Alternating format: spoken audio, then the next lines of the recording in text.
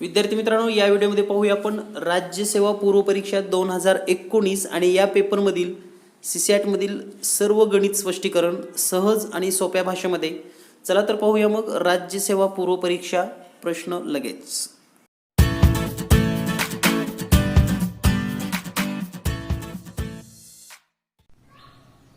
विद्यार्थी मित्रांनो, या व्हिडिओमध्ये पाहूया आपण राज्यसेवा पूर्व परीक्षा 2019 आणि 2019 राज्यसेवा पूर्व परीक्षेमधील सीसॅटची महत्त्वाचे प्रश्न पाहूयात लगेच. पाहूयात पहिला प्रश्न. रेलगाड्यासाठी कोकणात फक्त एक एकेरी मार्ग उपलब्ध आहे. ताशी 50 किलोमीटर प्रति तास इतक्या समान गतीने प्रवास करणाऱ्या गाडीने AX हे स्थान 100 किमी अंतरावर असणाऱ्या BY या स्थानावर पोहोचण्यासाठी सकाळी 7:40 सोडले. ताशी 40 किलोमीटर प्रति तास या एकसमान गतीने प्रवास करणाऱ्या गाडीने BY हे स्थान AX या स्थानावर पोहोचण्यासाठी सकाळी 8:10 सोडले. वाहतूक नियंत्रणाच्या ही परिस्थिती सकाळी 8:40 लक्षात आली तर या दोन गाड्याची टक्कर टाळण्याच्या दृष्टीने निर्णय घेण्यासाठी नियंत्रकाला गणिती हिशोबाने उपलब्ध असलेला कालावधी निवडा. तर या ठिकाणी या प्रश्नाचा नेमका मिनिंग काय आहे ते अगोदर समजून घेऊयात आपण, कारण जर समजा प्रश्नाचा मिनिंग समजला तर तुम्हाला हा प्रश्न लवकर समजेल. तर या ठिकाणी दिलेल्या प्रश्नामध्ये आपल्याला सांगितलेलं आहे दोन ठिकाणं आहेत. समजा या ठिकाणी पहा AX ठिकाण आहे आणि हे BY आहे. तर AX ठिकाणावरून एक गाडी सकाळी निघालेली आहे आणि ती गाडी निघालेली आहे 7:40 आणि तिचा वेग आहे 100 किलोमीटर प्रति तास. A ठिकाणाहून निघालेली गाडी आणि तिचा वेग आहे 100 किलोमीटर प्रति तास. आणि या दोन स्टेशनमधलं जे एकूण अंतर आहे हे आहे 100 किलोमीटर आणि या गाडीचा वेग आहे 50 किलोमीटर. त्यानंतर या स्टेशनवरून दुसरी गाडी निघालेली आहे. ती गाडी निघालेली आहे 8:10 आणि या गाडीचा वेग आहे 40 किलोमीटर प्रति तास. आता ह्या दोन गाड्याही चालू झालेल्या आहेत आणि ह्या गाड्या चालू असताना एकाच ट्रॅकवर ह्या दोन्ही गाड्या चालतात. 8:40 असे लक्षात आले की या दोन्हीही गाड्या एकमेकाच्या विरुद्ध जात आहेत आणि आता 8:40 नंतर या जर गाड्याची टक्कर व्हायची नसेल किंवा म्हणजे ह्या टक्कर होऊ द्यायची नसेल तर अजून किती मिनिट वेळ आहे आपल्याकडे, किती मिनिटानंतर त्यांची टक्कर होणार आहे हे आपल्याला शोधायचं आहे. तर या ठिकाणी जर आपण निरीक्षण केलं, पहिली गाडी 7:40 निघालेली आहे, 50 किलोमीटर वेग आहे. 8:40 हे लक्षात आलं म्हणजे 8:40 पर्यंत 1 तासामध्ये ही जी गाडी आहे AX कडून जाणारी गाडी 50 किलोमीटरने 1 तासामध्ये ती 50 किलोमीटर अंतर गेली असेल. म्हणजे या ठिकाणी या गाडीने 50 किलोमीटर अंतर पूर्ण केलं असेल. पहा इथं आलेली असेल ही गाडी AX गाडी, म्हणजे इकडून जी गाडी निघणार आहे ते इथपर्यंत गेलेली आहे. त्याच वेळेला दुसरी गाडी 8:10 निघाली होती. 8:40 म्हणजेच BX ही जी गाडी आहे BY तर तिचा वेग आहे 40 आणि ती अर्धा तास चालते, म्हणजेच 1/2 तास. मग एका तासामध्ये जर 40 किलोमीटर वेग असेल तर अर्धा तासामध्ये ती जाईल 20 किलोमीटर. म्हणजे ही गाडी आता इकडून 20 किलोमीटर अंतर आलेली असेल. तर पहा AX कडून जाणारी गाडी 50 किलोमीटर आणि BY कडून येणारी गाडी 20 किलोमीटर. एकूण अंतर हे 70 किलोमीटर संपलेलं आहे. आता ह्या दोन गाड्याची भेट होणार आहे आणि दोन गाड्याची भेट होण्यासाठी 30 किलोमीटर अंतर मध्ये बाकी आहे. 30 किलोमीटर अंतर. आता जर समजा या गाड्याचा वेग विचार केला तर या गाडीचा वेग 50 आहे, या गाडीचा वेग 40 आहे. म्हणजे 1 तासामध्ये ह्या 90 किलोमीटरनं जवळ येणार आहेत. म्हणजेच पहा 1 तासामध्ये पहिली गाडी 50, दुसरी 40 किलोमीटरने वेगाने जात आहे. याचा अर्थ हे 1 तासामध्ये 90 किलोमीटर एकमेकाच्या जवळ येणार आहेत.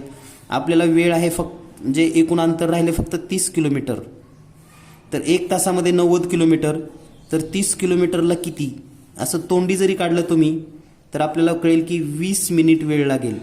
कारण 1 तास म्हणजेच 60 मिनिट 60 मिनिटाला 90 किलोमीटर असेल, 60 मिनिटाला 90 किलोमीटर, तर 20 मिनिटामध्ये राहिलेलं 30 किलोमीटर अंतर पूर्ण होईल आणि या गाडीची टक्कर होईल.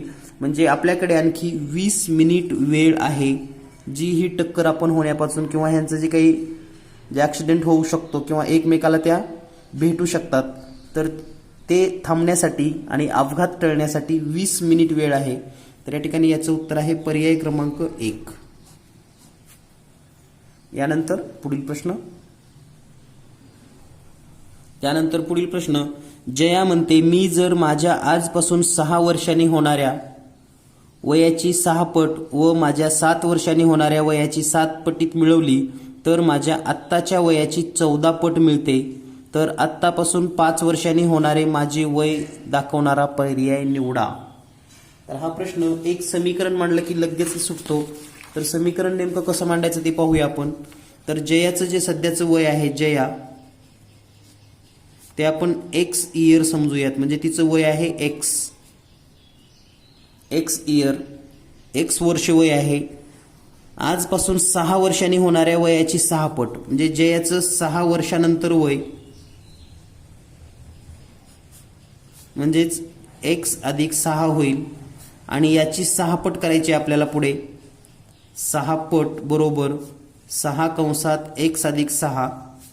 हा जर गुणाकार आपण या ठिकाणी केला तर तो गुणाकार येईल 6x अधिक 36. त्यानंतर आपल्याला सांगितलंय 7 वर्षांनी होणाऱ्या वयाच्या 7 पटीमध्ये.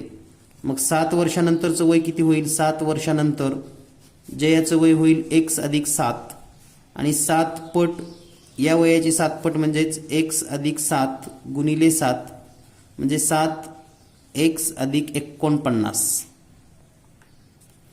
तर ह्या दोन्हीची जर बेरीज केली तर माझ्या आत्ताच्या वयाच्या 14 पट किती, म्हणजे सध्याचं वय किती आहे x, तर x ची 14 पट मिळते. x ची 14 पट म्हणजे ह्या दोन्हीची बेरीज ही आत्ताच्या वयाच्या 14 पट, म्हणजे आपण असं लिहू शकतो 6x अधिक 36 अधिक 7x अधिक 49 आणि ही जी असणार आहे ती असणार आहे सध्याच्या वयाची 14 पट म्हणजेच 14x. तर या ठिकाणी बेरीज करूयात 6x आणि 7x म्हणजेच 13x अधिक 36 आणि 49 ची बेरीज करा, ती येईल तुम्हाला 85 बरोबर 14x. त्यानंतर हे 13x इकडे वजा करूयात म्हणजे 14x मधून 13x गेले बरोबर या ठिकाणचं हे 85 आपण इकडे लिहिलेलं आहे. तर या ठिकाणी x बरोबर 85. तर x काय आहे? जयाचं सध्याचं वय आहे x. तर या ठिकाणी आपल्याला प्रश्नामध्ये विचारले तर आत्तापासून 5 वर्षांनी होणारे माझे वय निवडणारा पर्याय दाखवा. तर या ठिकाणी आजपासून 5 वर्ष म्हणजेच 85 प्लस 5 बरोबर 90 वर्ष. तर जयाचे 5 वर्षानंतरचे वय असेल 90 वर्ष. या ठिकाणी आहे पर्याय क्रमांक 4 उत्तर बरोबर. तर पहा, अतिशय सोप्या पद्धतीने सोडवता येतं. आपल्याला जर समीकरण मांडता आलं तर अगदी 1 मिनिटापेक्षा कमी वेळेमध्ये हे समीकरण सुटतं. यानंतर पुढील प्रश्न आहे, सोबतच्या आकृतीत ए बी सी डी व ई या वसाहतींना जोडणाऱ्या रस्त्याचा नकाशा दाखवला आहे. तुमच्या निवडीच्या कोणत्याही वसाहतीपासून सुरुवात करून 7ही मार्गावरून एकदा आणि फक्त एकदा चालावे लागले अशा मार्गाची रचना करा. जेथून सुरुवात केली तेथेच शेवट व्हावा ही अपेक्षा नाही. अशा मार्गाची सुरुवात किती ठिकाणावरून करता येईल? तर विद्यार्थी मित्रांनो, हा जो प्रश्न आहे तो आपण पाठीमागच्या पेपरमध्ये सोडवलेला आहे. जसं की हे 1 आहे, त्यानंतर या ठिकाणी आहे सी, या ठिकाणी आहे डी आणि या ठिकाणी आहे बी, या ठिकाणी आहे ई. तर असे हे मार्ग आहेत. तर कोणत्याही मार्ग कुठूनही सुरुवात करायची आहे आणि ह्या सर्व 7 मार्गावर फिरायचं आहे. तर याचं पूर्ण स्पष्टीकरण आपण त्यावेळेस दिलं होतं आणि आपल्याला 2 वेळा हा मार्ग चालता येतो असे या पद्धतीने आपण स्पष्टीकरण दिलेलं आहे. यापूर्वीचा जर पेपर तुम्ही पाहिला असेल तर त्या पेपरमध्ये याचं उत्तर आहे. म्हणजे पहा, पाठीमागचे जर पेपर तुम्हाला माहीत असतील किंवा प्रश्न तुम्ही सोडवला असाल तर पुढचे प्रश्न अगदी सेकंदामध्ये सुटतात. जर पूर्वीचा पेपर तुम्ही दिला असेल तर हा प्रश्न अगदी 2 सेकंदामध्ये सुटतो आणि या प्रश्नाचं उत्तर येतं 2 वेळा, पर्याय क्रमांक 3. यानंतर पुढील प्रश्न आहे, मी पाली या गावामध्ये राहतो आणि मला जवळपास राहणाऱ्या उपचार करून घेणाऱ्या तेली, नेली, तेली आणि सेली या गावातील ग्राहकांना भेटी द्यायची आहे. सर्व गावे द्विमार्गी रस्त्याने जोडणारी आहेत. पाली ते नेली मार्ग 31 किलोमीटर, तेली ते पाली 20 किलोमीटर, सेली ते पाली 22 किलोमीटर, नेली ते तेली 16 किलोमीटर, तेली ते सेली 18 किलोमीटर आणि सेली ते नेली 26 किलोमीटर या लांबीचे आहेत. सर्व ग्राहकांना भेटी देऊन पालीला परतण्यासाठी मला कापावे लागणारे किमान अंतर किती असेल. तर या ठिकाणी वेगवेगळी गावं दिलेली आहेत आणि या गावामध्ये किती अंतर असेल हे पण सांगितलेलं आहे आणि सर्व गावांना व्हिजिट करून परत पुन्हा पालीला यायचं आहे. तर परत पालीला येण्यासाठी कमीत कमी किती अंतर चालावं लागेल आणि त्याचा रूट काय असेल हे आपण या ठिकाणी पाहणार आहोत. तर दिलेल्या माहितीवरून आपण या ठिकाणी आकृती काढून घेऊयात की नेमकं हे गावाची रचना कशी आहे. तर पहा, दिलेल्या मार्गामध्ये आपल्याला सांगितलंय पाली ते नेली 31 किलोमीटर. या ठिकाणी जर आपण पाली गाव दाखवलं, पाली, तर या ठिकाणी पाली ते नेली, या ठिकाणी नेली गाव घेऊयात आणि हे आहे 31 किलोमीटर. त्यानंतर तेली ते पाली 20 किलोमीटर, तेली ते पाली, समजा या ठिकाणी जर तेली गाव लिहिलं तर हे आहे 20 किलोमीटर. हे जे काही अंतर या आकृतीमध्ये दिसतंय हे अंतर म्हणजे एक अंदाजे आपण ठिकाण दाखवलंय. त्यानंतर सेली ते पाली 22 किलोमीटर, या ठिकाणी समजा आपण सेली घेतलं तर हे आहे 22 किलोमीटर. त्यानंतर नेली ते तेली, नेली ते तेली 16 किलोमीटर, म्हणजे या दोन्ही मधलं अंतर आहे 16 किलोमीटर. त्यानंतर तेली ते सेली, म्हणजे हे जे अंतर आहे ते आहे 18 किलोमीटर आणि सेली ते नेली 26 किलोमीटर, म्हणजे हे सेली ते नेली हे आहे 26 किलोमीटर. तर सर्व गावांना जाऊन पुन्हा परत यायचं असेल तर नेमकं कोणता रूट निवडावा. तर या ठिकाणी वेगवेगळे रूट आहेत, वेगवेगळ्या रूटनं तुम्ही जाऊ शकता. तर या ठिकाणी जो जवळचा मार्ग आहे तर तो या पद्धतीने येतो. पालीवरून सेलीला यायचं आहे आपल्याला, म्हणजे हे 22 किलोमीटर अंतर चालायचं आहे. प्लस त्यानंतर सेलीला आल्यानंतर आपण नेलीला न जाता किंवा हे या मार्गे न येता, कारण हे 18 आणि 16 32 होते, तर आपण डायरेक्ट या मार्गे येऊयात नेलीला, सेलीवरून नेलीला, कारण इथून इकडे यायला हे 16 आणि 18 32 होते, तर हे शॉर्टकट 26 किलोमीटर आहे.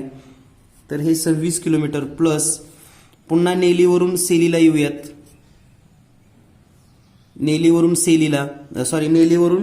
तेलीला, तर हे अंतर आहे 16 किलोमीटर प्लस तेलीवरून डायरेक्ट परत पुन्हा पालीला, तर हे आहे 20 किलोमीटर. आणि या ठिकाणी या सर्वांची जर बेरीज केली तर ही बेरीज येते 84 किलोमीटर. तर हा कमीत कमी शॉर्टेस्ट रूट आहे. या मार्गाने जर गेलं तर तो 84 किलोमीटर अंतर चालतो. आणि या ठिकाणी या प्रश्नाचं उत्तर आहे पर्याय क्रमांक 1. यानंतर पुढील प्रश्न आहे, पुढील विधानांचे परीक्षण करा. आणि हे विधान वाचल्यानंतर त्यावर पर्यायी उत्तर दिलेले आहेत. तर तुम्ही सुद्धा हा व्हिडिओ पॉज करून हा प्रश्न सोडवू शकतात. तर पाहूया, पहिलं विधान आहे, ऊर्जेच्या विविध स्वरूपाच्या निर्मितीसाठी मोठ्या प्रमाणात जीवाश्म इंधनाची गरज असते. म्हणजे जीवाश्म इंधनाची गरज असते ऊर्जा निर्माण करण्यासाठी. अणुविखंडन या विलनीकरण प्रक्रियेत मोठ्या प्रमाणात ऊर्जेचे उत्पादन होते. विखंडन केल्यानंतर जी विलिनीकरण प्रक्रिया आहे यामध्ये मोठ्या प्रमाणामध्ये ऊर्जेचं उत्पादन होतं.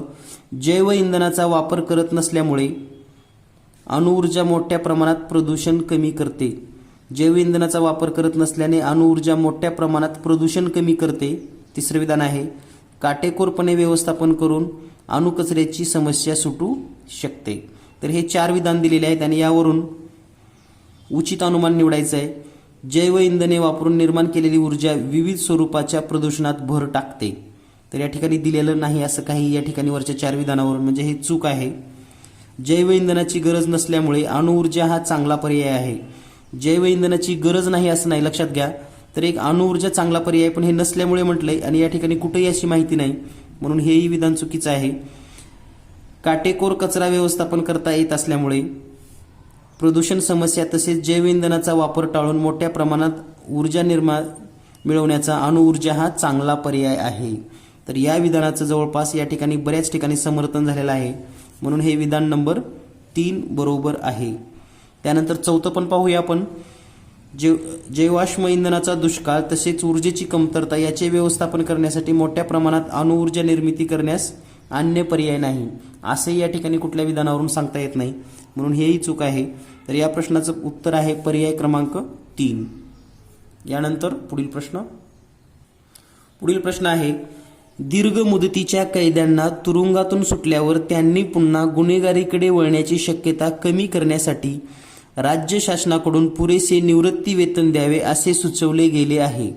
हे म्हणजे गुन्ह्याबद्दलचे पारितोषिक वाटत असल्यामुळे बहुसंख्य लोकांनी ही सूचना लगेच धुडकावून लावली आहे. म्हणजे जर दीर्घ काळ जसं की 25-30 वर्ष जर सजा भोगली आणि तो मग वयस्कर होतो तर त्यांना पेन्शन द्यावी असा म्हणजे नियोजन पुढे आलं की जेमुळे ते पुन्हा गुन्हेगारी करणार नाहीत. परंतु अनेक लोकांना असं वाटलं की हे म्हणजे पारितोषिक आहे गुन्हेगारीचं, त्यामुळे याला लगेच विरोध झाला. तर या ठिकाणी पहा, कैद्यांच्या निवृत्ती वेतनाची पाठराखण करणाऱ्यांनी ही शक्यता फेटाळून लावल्यानंतर टीका करताना दावा केला आहे की या टीकाकारांनी टिंबटिंब हे समजून घ्यायला हवे. तर या ठिकाणी पहा, गुन्हे प्रतिबंधापेक्षा गुन्हेगाराला शिक्षा मिळणे महत्त्वाचं असं काहीही नाही, कारण हे पाठराखण करत आहेत निवृत्ती वेतन द्यावं यासाठीचं. त्यानंतर आहे गुन्हा प्रतिबंध हा महत्त्वाचा प्रश्न नाही असंही म्हणता येणार नाही. गुन्हा प्रतिबंधासाठी दूरगामी उपाय करणं महत्त्वाचे आहे. तर गुन्हा पुन्हा होऊ नये यासाठी काहीतरी उपाय करा, मग पेन्शन द्यायची नसेल तर उपाय करा असं त्यांचं मागणं असणार आहे. म्हणून पर्याय क्रमांक 3 उत्तर बरोबर आहे. आणि चौथा आहे, तुरुंगातून सुटल्यावर काय होते याच्याशी कायद्याचा संबंध नाही, याचाही काही संबंध येत नाही. तर या ठिकाणी पर्याय क्रमांक 3 उत्तर बरोबर आहे. यानंतर पुढील प्रश्न आहे, एक्सच्या ज्या किमतीसाठी x वर्ग छेद 4 अधिक x छेद 2 वजा 4 या राशीचे मूल्य 0 ते 4 या दरम्यानची नैसर्गिक संख्या आहे ती पर्याय निवडा. तर या ठिकाणी 4 पर्याय दिलेले आहेत. या 4 पर्यायामधून एक्सची किंमत कोणती घ्यावी, म्हणजे त्याचं उत्तर 0 ते 4च्या दरम्यानची नैसर्गिक संख्या म्हणजेच 1 असेल, 2 असेल किंवा 3 असेल. तर या ठिकाणी कोणत्याचं उत्तर 1, 2, 3 येतं जर आपण x बरोबर ते घेतलं तर या ठिकाणी तुम्ही पर्याय वापरू शकतात. मी डायरेक्ट उत्तर सांगतो तुम्हाला. एक्सच्या ठिकाणी जर तुम्ही 4 ठेवलं तर काय होईल, या ठिकाणी पहा, एक्सचा वर्ग म्हणजे 4चा वर्ग छेद 4 अधिक 4 छेद 2 वजा 4. आता याची जर किंमत सोडवली आपण तर हे 4चा वर्ग 16 छेद 4 अधिक 2 न 4ला भागूयात, बे 1 बे, बे 2 4 म्हणजे हे 2 वजा 4.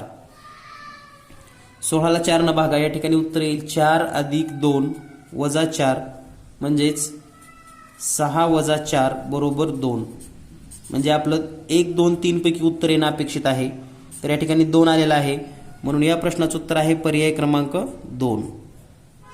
यानंतर पुढील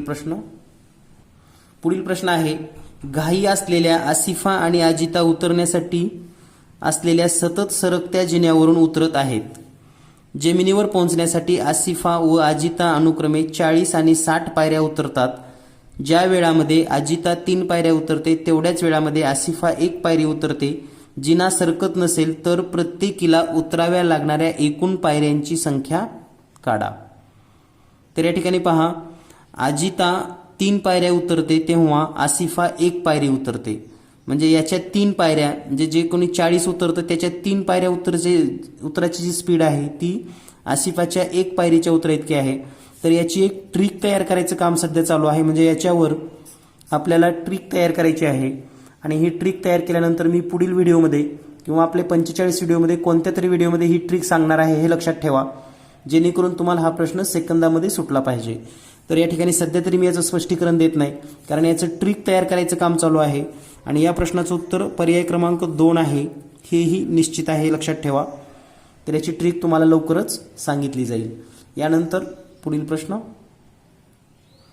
प्रश्न आहे, अनुक्रमे ए आणि बी या जागासाठी उचित शब्द वा शब्दसमूह जोडी निवडा. तर या ठिकाणी ए आणि बी ह्या 2 रिकाम्या जागा भरायच्या आहेत. नवीन औषधावर जर भरमसाठ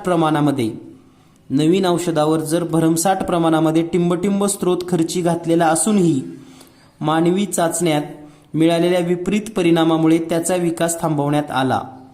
एकेकाळी ज्याचे एक प्रकारे अनेक शारीरिक व मानसिक विकारावर टिंबटिंब उपचार करण्यासाठी उपयुक्त म्हणून स्वागत झाले होते, ते औषध आता फक्त त्याच्या विकासकांना दिवाळे काढणाऱ्या लावणाऱ्या आर्थिक पांढरा हत्ती म्हणून आठवले जाण्याची शक्यता आहे. तर या ठिकाणी पहा, एक कोणतं तरी औषध शोधलं, त्याला भरपूर खर्च केला, परंतु त्याचा परिणाम योग्य आला नाही.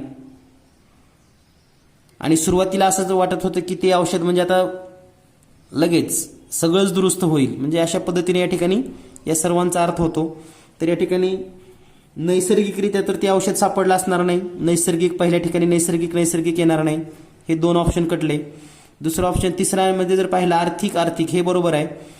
तर विकारावर भिकार लक्षणी उपचार आणि रामबाण उपचार करण्यासाठी म्हणून उपयुक्त याचे स्वागत झाले.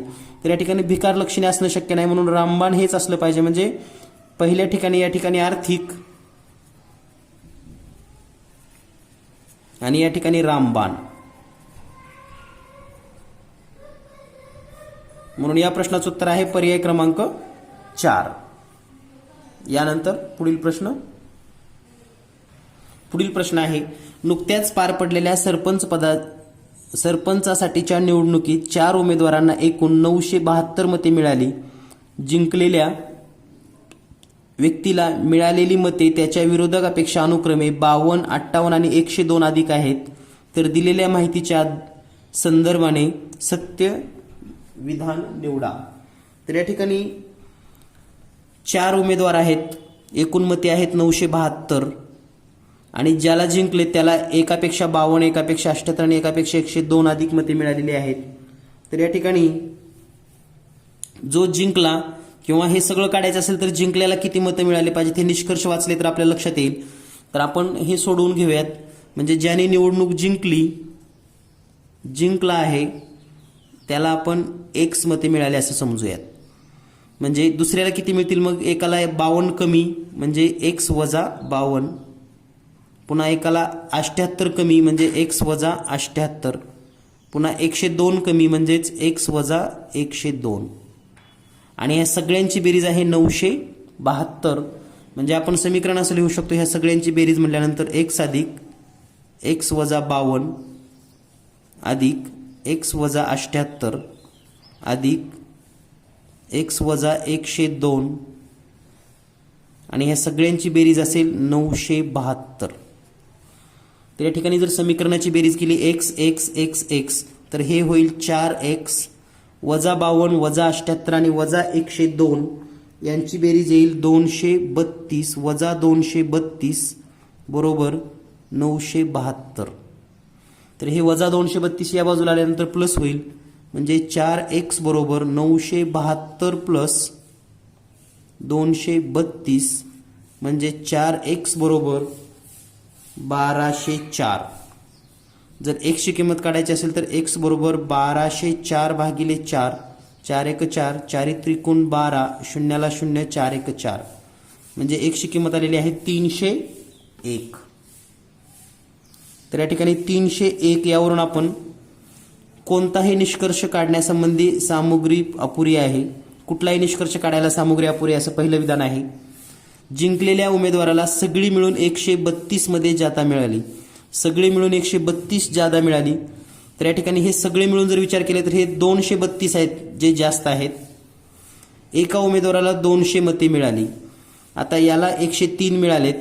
103 मधून जर 52 वजा केलं किंवा 78 वजा केलं किंवा 102 वजा केलं तर 200 मते जास्त मिळाली हे विधान येत नाही. आणि जिंकलेल्या उमेदवाराला 301 मते मिळाली. x ची किंमत 301 आलेली आहे आणि x म्हणजे जिंकलेली मते आहेत 301, म्हणजे विधान नंबर 4 बरोबर आहे. तर जिंकलेल्या उमेदवाराला 301 मते मिळाली आहेत.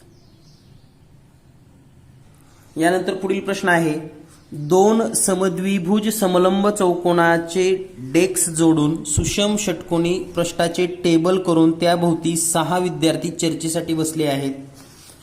प्रत्येक जण टेबलाच्या एका बाजूला बसला आहे. कामिला ही आर्या व पिनाक यांच्या दरम्यान बसली आहे. बंकू हा इनीच्या डावीकडून दुसऱ्या स्थानी बसला आहे. नानू हा पिनाकच्या उजवीकडून दुसऱ्या स्थानी बसला आहे. आर्या कामिलीच्या शेजारी बसलेली नाही. आर्याच्या समोर बाजूला बसलेली व्यक्ती दर्शवणारा पर्याय निवडा. तर या ठिकाणी हा प्रश्न आहे आणि या ठिकाणी याचं जर आपण आकृती काढली तर एक षटकोन आकृती आपण आकृती काढून घेऊयात. हे षटकोन आहे असा. तर ह्या षटकोन आकृतीवर हे बसलेले आहेत सर्वजण. तर या ठिकाणी दिलेल्या माहितीवरून आपल्याला काय काय सांगितले ते पाहूयात आपण. कामिला ही आर्या व पिनाकच्या दरम्यान बसली आहे. म्हणजे कामिला ही आर्या आणि पिनाकच्या दरम्यान बसली आहे. तर या ठिकाणी आर्या आणि पिनाक कुठं बसलेले माहीत नाहीत, पण या दोन्हीच्या दरम्यान कोण आहे? कामिला. समजा आपण या ठिकाणी जर पिनाकचं स्थान निश्चित केलं, एक स्थान करूयात आपण निश्चित. पिनाक या ठिकाणी बसलेला आहे. तर या ठिकाणी पुढचं विधान आहे, बकुआ इनाच्या डावीकडून दुसऱ्या स्थानी बसली आहे. नानू हा पिनाकच्या उजवीकडून दुसऱ्या स्थानी बसलेला आहे. तर ह्या पिनाकच्या उजवीकडून दुसऱ्या स्थानी नानू बसलेला आहे. तर या ठिकाणी आहे नानू. त्यानंतर बकुआ इनीच्या डावीकडून दुसऱ्या स्थानी. तर या ठिकाणी जर आपण इनी घेतली तर बकुआ इकडे येईल, दुसऱ्या स्थानी या ठिकाणी बकुआ येईल. त्यानंतर जर समजा इना इथं घेतली तर बकुया या ठिकाणी येईल दुसऱ्या स्थानी. तर आपल्याला दोन चान्सेस आहेत. या ठिकाणी जर इना घेतली तर बकुया इथं येईल, परंतु आपल्याला असं सांगितलंय कामिला ही आर्या व पिनाकच्या दरम्यान बसलेली आहे. तर कामिला ही आर्या आणि पिनाक म्हणजे कामिला एक तर जागा ह्या पिनाकच्या बाजूला कामिलाची असलीच पाहिजे. म्हणजे या ठिकाणी कामिला असली पाहिजे. मग इकडं कामिला असेल तर इकडं पण इनाक बसू शकतो आणि इकडं जर इनाक असेल तर इकडं कामिला बसू शकते. तर अशा पद्धतीने जर आपण विचार केला तर या ठिकाणी आपण कामिलाला बसवूयात. कामिला. तर इना जी आहे, इनाच्या डावीकडून दुसऱ्या स्थानी बंकुआ. तर या ठिकाणी इनीला जर बसवलं तर या ठिकाणी असेल बंकुहा. आता राहिलेली जागा आहे आर्या. तर या पद्धतीने हे 6 जण बसलेले आहेत. आणि आता या ठिकाणी प्रश्नामध्ये काय विचारले पहा, आर्याच्या समोरच्या बसलेल्या व्यक्तीचा पर्याय. तर आर्याच्या समोर कोण आहे? तर ती आहे कामिला. तर या ठिकाणी आर्याच्या समोर बसलेली आहे कामिला, म्हणून याचं उत्तर आहे पर्याय क्रमांक 1. यानंतर पुढील प्रश्न आहे, जर $A याचा अर्थ ए हा बी चा भाऊ आहे, A@B याचा अर्थ ए ही बी ची बायको आहे, A#B याचा अर्थ ए ही बी ची मुलगी आहे, A फुली याचा अर्थ ए ही बी चे वडील आहेत. तर WTQ ही भावंडे असलेल्या दर्शवणारी साखळी या ठिकाणी निवडायची आहे. तर या ठिकाणी जर तुम्ही पूर्ण पर्याय चेक केले तरच तुम्हाला याचं उत्तर मिळू शकतं. आणि या ठिकाणी याचं उत्तर आहे पर्याय क्रमांक 3. तर पर्याय चेक करावा लागेल. फक्त पर्याय क्रमांक 3 उत्तर कसं आहे ते या ठिकाणी सांगणार आहे मी तुम्हाला. तर P@Q $T हे #U फुली W. तर यांचे नातेसंबंध कसे तयार होतात आणि याच्यामध्ये WTQ म्हणजे हे WT आणि Q हे भावंडे कसे आहेत हे पहा. P@Q याचा अर्थ ए ही बी ची बायको आहे, म्हणजे ही बायको आहे. ए ही बी ची बायको आहे याचा अर्थ हा पुरुष असेल आणि हा नवरा असेल हिचा, म्हणजे पती थोडक्यात. त्यानंतर डॉलरचा अर्थ काय होतो पहा. $A म्हणजे ए हा बी चा भाऊ आहे, तर हा भाऊ आहे याचा, म्हणजे हे Q आणि T ही तर दोघं जण भाऊ झाले हे लक्षात आलं असेल तुमच्या, भावंडे झालेले आहेत. त्यानंतर हॅशचा अर्थ काय होतो. ए ही बी ची मुलगी आहे, तर याचा अर्थ असा होतो की ही मुलगी आहे कोणाची? यू ची. तर ही मुलगी आहे. आणि यू फुली डब्ल्यूचा अर्थ असा होतो की ए हे बी चे वडील आहेत. तर ही याची मुलगी आणि हे वडील आहेत कुणाचे, याचे. म्हणजे थोडक्यात हे वडील झाले, यांचा हा मुलगा, हा मुलगी, हा पती झाला. तर हे दोघं जण भाऊ भाऊ, म्हणजे थोडक्यात पहा हे बहीण भाऊ आणि हे याचे वडील, म्हणजे थोडक्यात क्यू, टी आणि डब्ल्यू हे तिघ जण भावंडे झालेत, हे या ठिकाणी आपल्याला लक्षात येईल. म्हणून या प्रश्नाचं उत्तर आहे पर्याय क्रमांक 3. यानंतर पुढचा प्रश्न आहे, 3 विधाने आणि त्यावर आधारित निष्कर्ष पुढे दिले आहेत. यथार्थ निष्कर्ष असलेला पर्याय निवडा. विधान 1, सर्व बी हे एक्स आहेत, सर्व एक्स हे जी आहेत, सर्व जी हे टी आहेत. तर याची आकृती कशी काढायची ते या ठिकाणी समजून घेऊयात आपण. सर्व बी, तर हे बी आहेत आणि सर्व बी एक्स पण आहेत, तर हे एक्स आहेत. त्यानंतर सर्व एक्स हे जी आहेत, सर्व एक्स जी आहेत, म्हणजे हे बी आहे, हे एक्स आहे आणि सर्व एक्स जी आहेत म्हणजे हे जी आहेत. अशा पद्धतीने ही आकृती असेल. तर ही आपण आकृती का काढलेली आहे, तर अजूनच्या पुढची शक्यता आपल्याला एक मांडायची आहे म्हणून आपण आकृती काढलेली आहे. 3 आकृत्या काढलोय आपण. या ठिकाणी बी हा त्याच्याहून मोठा एक्स आणि हा त्याच्याहून मोठा जी. सेमच आकृत्यात काहीही बदल नाही. पण आपलं पुढचं एक विधान आहे, काही जी हे टी आहेत. आता काही जी हे टी आहेत, तर या ठिकाणी जर आपण आकृती काढली, काही जी हे टी आहेत, तर हे जी असं पण असू शकतं, फक्त जी मधूनच हे टी असतील, काही जी टी असू शकतात. किंवा दुसऱ्या आकृतीमध्ये एक्स पासून पण त्याचा म्हणजे आवाका असू शकतो, किंवा बी पासून पण हे टी असू शकतात. तर अशा पद्धतीने या ठिकाणी ह्या 3 आकृत्या झालेल्या आहेत. आणि या 3 आकृत्यावरून आता निष्कर्ष आपण पाहणार आहोत, काय काय निष्कर्ष आहेत. तर या ठिकाणी पहा, पहिला निष्कर्ष आहे,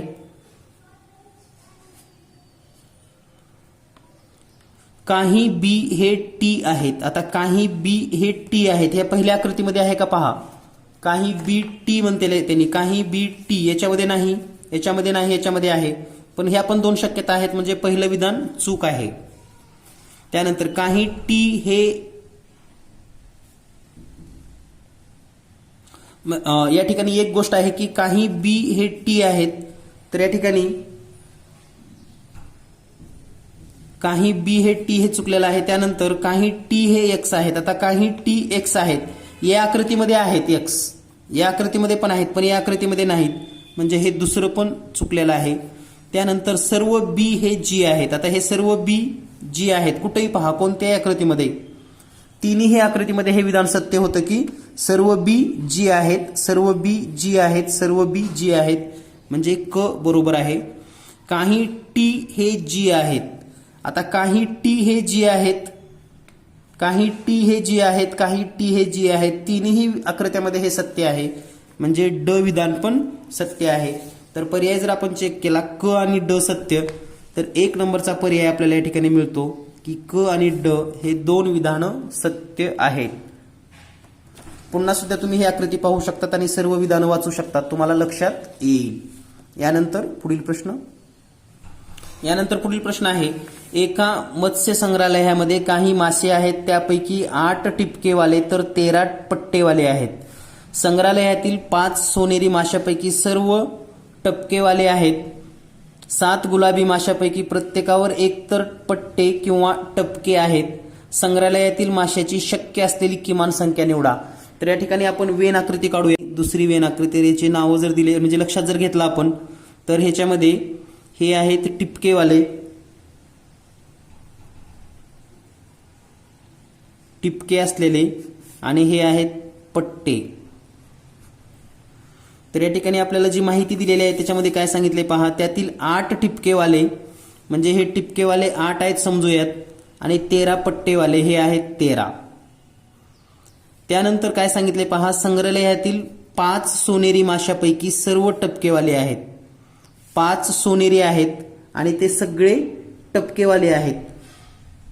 त्यानंतर 7 गुलाबी माशापैकी प्रत्येकावर 1 तर पट्टा असेल किंवा टिपके असतील, म्हणजे 7 जे आहेत ते टिपके असतील किंवा पट्टे असतील, माहित नाही. म्हणजे या ठिकाणी हे 7 माशेमध्ये घेऊयात आपण, हे जर 7 माशेमध्ये घेतले तर या ठिकाणी फक्त पट्टे असलेले किती असणार आहेत?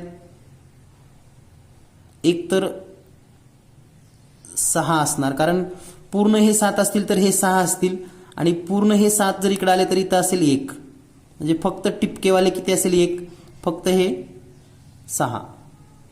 त्यानंतर आपल्याला सांगितलंय की संग्रहालयातील 5 सोनेरी माशापैकी सर्व टपकेवाले आहेत.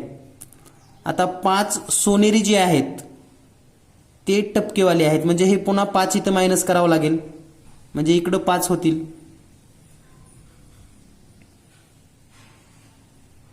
तर या ठिकाणी आता ह्या सर्वांची जर बेरीज केली तर हे 6 आणि हे 6 आणि हे 7, म्हणजे 6 अधिक 7 अधिक 6 एकूण 19 मासे, म्हणजे कमीत कमी 19 मासे या ठिकाणी असतील. म्हणून या प्रश्नाचं उत्तर आहे पर्याय क्रमांक 4, किमान आकडा 19 असेल. यानंतर पुढील प्रश्न,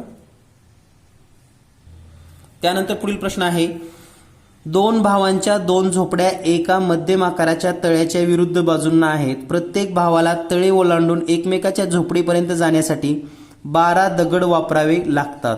या दगडांना 1 ते 12 या संख्या वापरून रांगेने क्रमाने दिले आहेत. या दगडावर एक चतुर पुढील प्रमाणे उड्या मारत आहे. दर मिनिटाला तो ज्या दगडावरून सुरुवात करतो त्यापासून 5व्या दगडावर उडी मारतो. म्हणजे जर त्याने 4थ्या दगडावरून उडी मारली तर तो 9व्या दगडावर उतरतो. 9व्या दगडावरून तो दुसऱ्या दगडावर उतरतो आणि याप्रमाणे उड्या मारतो. म्हणजे 5-5च्या टप्प्याने उड्या मारत आहेत, हे लक्षात घ्या. म्हणजे एक जर तळ असेल, हे तळ आहे समजूया, तिकडे एक झोपडी आहे, इकडे एक झोपडी आहे, 2 भाऊ असे राहतात आणि याच्यामध्ये 1 ते 12 नंबरचे दगड आहेत. 1 2 3 4 5 6 7 8 9 10 11 आणि 12 नंबरचे दगड. तर या ठिकाणी एक पक्षी आहे. जर चतुरने दुसऱ्या दगडावरून उडी मारायला सुरुवात केली तर या ठिकाणी यापैकी दुसऱ्या दगडावर चतुर नाव एक व्यक्ती बसलेला आहे. हा 2 नंबरच्या दगडावर आहे आणि तो मिनिटाला 5 पायऱ्या पुढे जातो. म्हणजे 2 वर असेल तर 5 पायऱ्या, म्हणजे 1 2 3 4 5 7 नंबरला येतो. पुन्हा 5 पायऱ्या म्हणल्यानंतर 1 2 3 4 5, पुन्हा तो उलट असंच म्हणजे 5-5ने पण उड्या मारतो. तर त्याने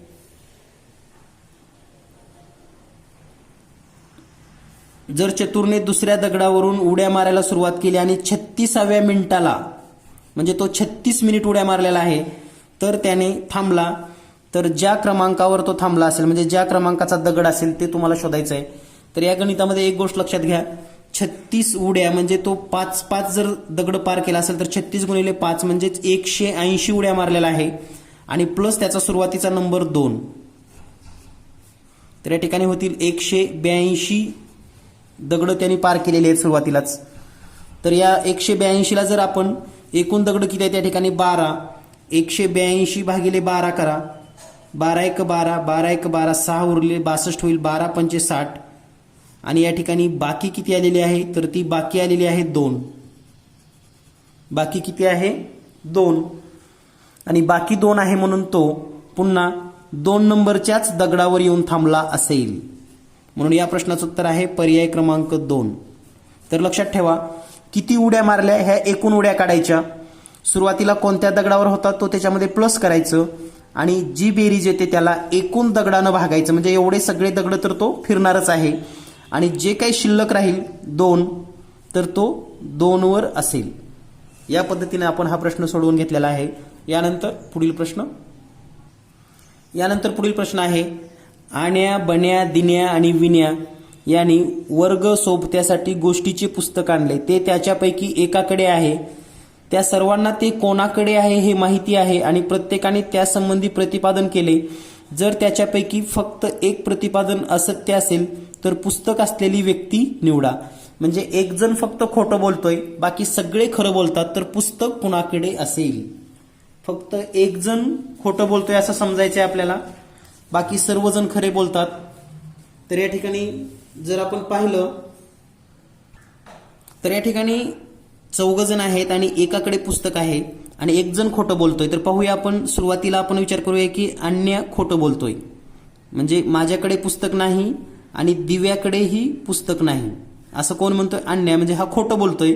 याचा अर्थ अन्याकडे तर पुस्तक असेल किंवा दिव्याकडे तरी पुस्तक असेल. आता हे तिघं पण खरं बोलतात. माझ्याकडे पुस्तक नाही हे मान्य होऊ शकतं, अन्याकडे पुस्तक नाही. आता हे खरं बोलतोय याचा अर्थ हे जे नाही म्हटलंय ते होय होणार नाही, म्हणजे पहिलं अन्या जो आहे तो खोटं बोलतोय हे चुकीचं आहे. आता आपण समजूया की बन्या खोटं बोलतोय, माझ्याकडे पुस्तक नाही आणि आण्याकडेही पुस्तक नाही, म्हणजे हा खोटं बोलतोय याचा अर्थ बन्याकडे तरी पुस्तक आहे किंवा आण्याकडे तरी पुस्तक आहे, हा खोटं बोलतोय याचा अर्थ. तर पुढचं जर विधान पाहिलं आपण, माझ्याकडे पुस्तक नाही आणि बन्याकडेही पुस्तक नाही, हे खरं आहे. आता हे खरं असेल तर हे खोटं होतं, म्हणजे हे पण सत्य होतं. बन्याकडे पुस्तक नाही हे सत्य आहे आणि माझ्याकडे पुस्तक नाही हे पण सत्य होतं, म्हणजे हा खोटं बोलू शकत नाही. समजा दिव्या खोटं बोलते असं समजलं, माझ्याकडे पुस्तक नाही आणि बन्याकडेही पुस्तक नाही, म्हणजे ही दिव्या जी आहे ही खोटं बोलते, म्हणजे दिव्याकडे पुस्तक असेल किंवा बन्याकडे, म्हणजे आण्या खरं बोलत असेल 100%, तर हा काय म्हणतो दिव्याकडे पुस्तक नाही, म्हणजे हे पण खोटं होतं. आता विण्याचा जर विचार केला आपण, माझ्याकडे पुस्तक नाही आणि आण्याकडेही पुस्तक नाही.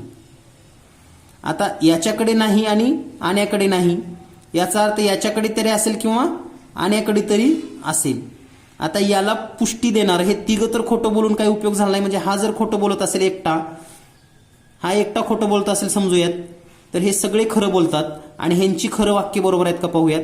माझ्याकडे पुस्तक नाही, दिव्याकडेही पुस्तक नाही, म्हणजे दिव्याकडे पुस्तक नाही म्हणते हे, आण्याकडे पुस्तक नाही, बन्याकडे नाही, पण विण्याकडे पुस्तक नाही असं कुणीच म्हटलं नाही, लक्षात घ्या.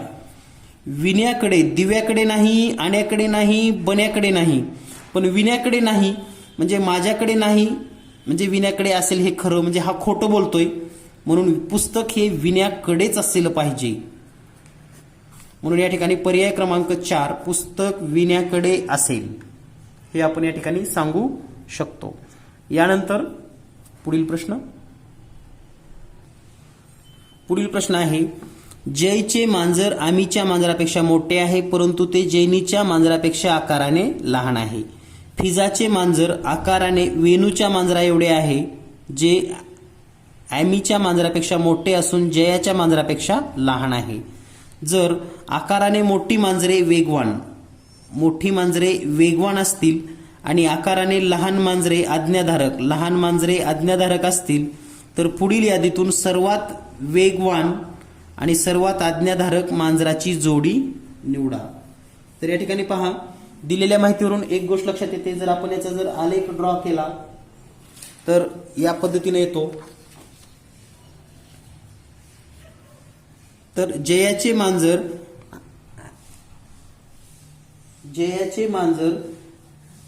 ॲमीच्या मांजरापेक्षा मोठे आहे. म्हणजे आपण जर या ठिकाणी जर जया काढली आकृतीमध्ये, आलेखाच्या द्वारे आपण हा प्रश्न सोडवून घेतोय जया, तर हे जयाचं मांजर आहे एवढा आहे समजूयात, तर ते ॲमीच्या मांजरापेक्षा मोठा आहे, तर या ठिकाणी ॲमी काढूयात, ॲमी, तर हे ॲमीचं मांजर आहे असं समजूयात इतकं आहे. परंतु ते जैनीच्या मांजरापेक्षा आकाराने लहान आहे. हे जयाचं मांजर ॲमीपेक्षा मोठं आहे, पण जैनीचे आकारा म्हणजे जैनीपेक्षा लहान, म्हणजे जैनीचं मांजर सगळ्यात मोठं असलं पाहिजे. तर हे जैनी, हे जैनीचं मांजर एवढं मोठं आहे, जयाचं एवढं आहे, ॲमीचं एवढं आहे. त्यानंतर फिजाचे मांजर आकाराने वेणूच्या मांजरा एवढे आहे, म्हणजे फिजाचं आणि वेणूचं दोन्हीचं सारखं आहे, जे ॲमीच्या मांजरापेक्षा मोठे असून जयाच्या मांजरापेक्षा लहान आहे, म्हणजे ॲमीपेक्षा मोठा आहे. तर या ठिकाणी जर आपण हे केला विचार, तर इतकं आपण विचार करूयात, आणि एवढंच मांजर दुसरं पण आहे, तर हे कोणाचे आहेत, फिजा, आणि हे वेणूच्याच मांजरा इतका आहे, फिजा आणि वेणू. तर ह्या दोन्हीची मांजरं एवढी आहेत, जे ॲमीपेक्षा उंच आहेत परंतु जयापेक्षा लहान आहेत. तर या ठिकाणी आपल्याला काय विचारले पहा, दिलेल्या माहितीवरून सर्वात वेगवान, तर वेगवान काय, मोठी आकाराची वेगवान, मोठं कोण आहे या ठिकाणी, हा जैनी, म्हणजे हा सगळ्यात वेगवान असेल. आणि आज्ञाधारक सर्वात लहान असलेला, सर्वात लहान कोणता आहे, आम्ही, मग हा असेल आज्ञाधारक. तर आपल्याला विचारले की वेगवान आणि आज्ञाधारक, वेगवान कोणाचं आहे, जैनीचं, जैनी व आज्ञाधारक कोणाचं आहे? ॲमीचं. जैनी व ॲमी. तर या ठिकाणी पर्याय क्रमांक 4 उत्तर बरोबर आहे. जैनी व ॲमी. यानंतर पुढील प्रश्न आहे, सर्व विद्यार्थ्याच्या गटामध्ये 2/5 मुली आहेत, त्यातील 2/3 मुलींनी 90%च्या वर गुण मिळवले. जर 36 मुलींनी गणितात 90च्या वर गुण मिळवले असतील तर मुली नसलेल्या विद्यार्थ्यांची संख्या दर्शवणारा पर्याय निवडा. तर या ठिकाणी दिलेल्या माहितीनुसार पहा, मुली आहेत 2/5. तर राहिलेली कोण असतील? मुले. तर मुले किती असतील? मग मुले असतील 3/5. कारण 2/5 म्हणजे 5 पैकी 2 भाग, 5 पैकी 3 भाग मुली असतील. त्यानंतर असं सांगितलं की यातील 2/3 मुलींना 90च्या वर गुण मिळाले. म्हणजे पहा, याच्यापैकी 2/3 मुलींना 90च्या गुण आणि हे 36 मुली आहेत, म्हणजे 2/3 बरोबर किती आलं? 36. तर पहा, 2/3 बरोबर 36. तर 1/3 बरोबर किती येईल? 12. तर हे 2/3 आणि 1/3 म्हणजे हे 90पेक्षा जास्त असलेले, हे 90पेक्षा कमी असलेले, एकूण विचार केलं, सॉरी हे 18 येतील. 36च्या निम्मा 18.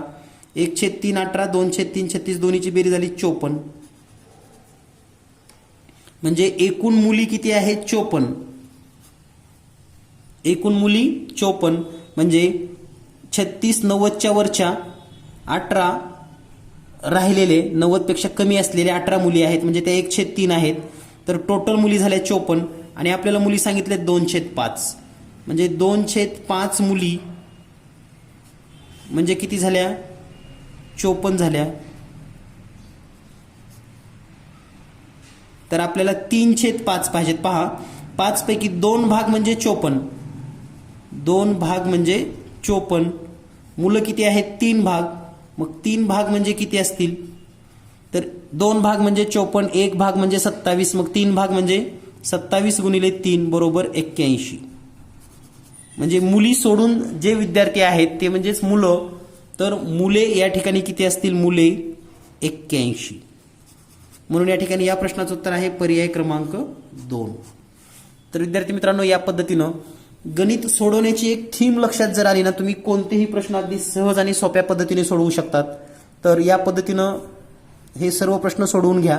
भेटूया लवकरच पुढील व्हिडिओमध्ये. धन्यवाद. Thank you very much.